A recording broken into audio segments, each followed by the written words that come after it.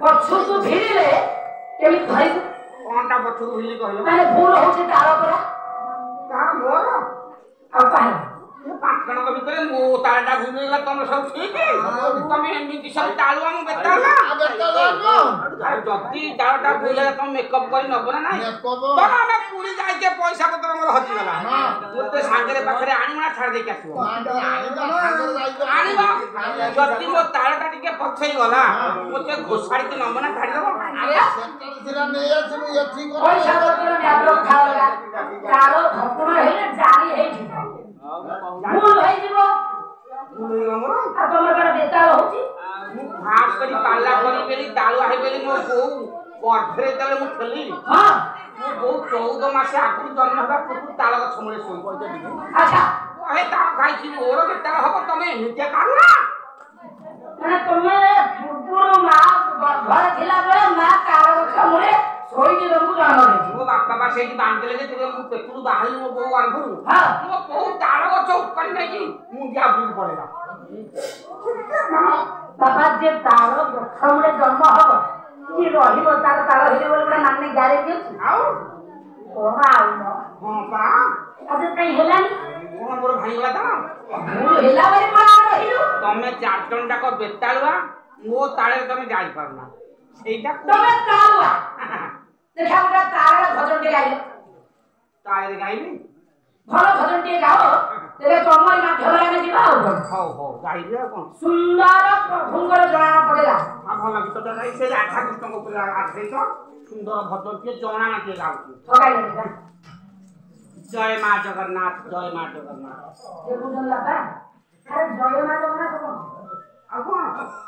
କୋଉ ମାଙ୍କୁ ଡାକିବ? ଆଗ ମା ରାଧାଙ୍କୁ ଡାକିଲି ଜୟ ମା, ତାପରେ କୃଷ୍ଣ ଜଗନ୍ନାଥ। ଆଉ କଣ କଣ ବୁଝୁଛ ତମେ?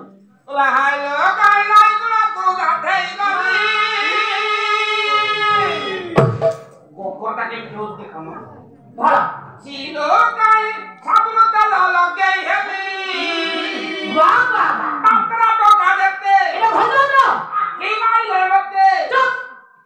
ମାନେ ତମେ ନଙ୍କିବ ଭଜନ କଣ କହିବ? ତମେ ନା ହଁ କହିବ ସବାରେ। ଦେଖିବାକୁ ତମକୁ ହାତର ଦେହ ଖାଲି କଲ ବଲ କଲ ବଲ। ନଈ ପାଣି କଲ କଲ, ନଈ ପାଣି କଲ କଲ, ଦେହ ପାଣି ପିଆ ଦେଇ କଲ କଲ।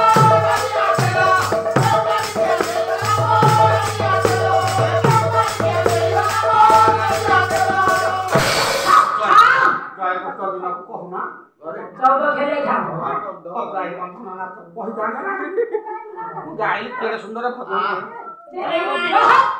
ଏଇଟା କୋଉ ଭଜନ କହିଲ ଦେଖିବା? ଇଏ ରାଧାକୃଷ୍ଣଙ୍କ ଉପରେ ସୁନ୍ଦର ଭଜନ। ତମେ ଗୋଟିଏ ପଦ ଅର୍ଥକୁ କେମିତି ରାଧାକୃଷ୍ଣଙ୍କ ଉପରେ ଭଜନ? ତମେ ନା ହଁ କହିବ ମଙ୍କିବ। ଆଚ୍ଛା ଦ୍ୱାପର ଯୁଗ କଥା। ନା ରାଧା ଠାକୁରାଣୀ ଗୋପୀ ମାନଙ୍କ ସହିତ ସାଙ୍ଗରେ ଧରି ଯମୁନାକୁ ଯାଇଛନ୍ତି ଗାଧେଇବାକୁ, ସ୍ନାନ କରିବାକୁ। ଆଚ୍ଛା ଯେ ଗାଧେଇବାକୁ ଯାଆନ୍ତି ସାଙ୍ଗରେ ନଡ଼ିଆ ତେଲ ସାବୁନ ଲୁଗାପଟା ନେଇକି ଆସିଲେ ନାହିଁ? ସେମିତି ରାଧା ଠାକୁରାଣୀ ଯମୁନା ଭିତରେ ବସି ଗାଧଉଛନ୍ତି, ବନ୍ଧ ଉପରେ ଧୋଇଛନ୍ତି ନଡ଼ିଆ ତେଲ ସାବୁନ ଲୁଗାପଟା ହଳଦୀ ସବୁ ଥୋଇଛନ୍ତି। ଏଇ ସମୟରେ କୃଷ୍ଣ ଠାକୁର ଆଇଲେ, ନଡ଼ିଆ ତେଲ ସାବୁନ ଲୁଗାପଟା ସବୁ ମଣ୍ଡପ ଗଛରେ ନେଇକି ଟାଙ୍ଗିଦେଲେ।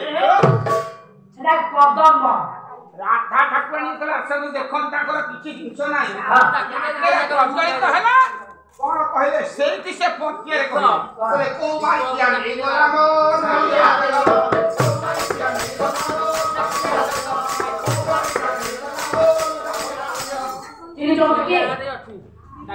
କହିଲେ ବା ମାନେ ମା ରାଧା ପଦିଆରେ କହିଲେ କୃଷ୍ଣ ଠାକୁରଙ୍କୁ କୋଉ ବାଡ଼ି ଖିଆ ନେଇଗଲା ମୋ ନଡ଼ିଆ ତେଲ। ପୁଣି କଣ କହୁଛ? କୋଉ ଯୋଗରି ଖିଆ ନେଇ? ସେ କଣ ଜାଣିଛନ୍ତି କୃଷ୍ଣ ନେଇଛନ୍ତି ବୋଲି? ନାଇଁ ବସ ମନ କହେ ବସୁନ। ତମ ଆଗକୁ ଆମେ ଯିବା ନା ତମରି ପାଖରେ ଆମେ ରହିବୁ? ତମ ଘରୁ ଯଦି ଚୋରି ହେଇଗଲା ତମେ କଣ ଭଲ ଭାଷାରେ କାମ କରିବ ନା ତାକୁ ଟିକେ ଛୋଟିକି କହିବ?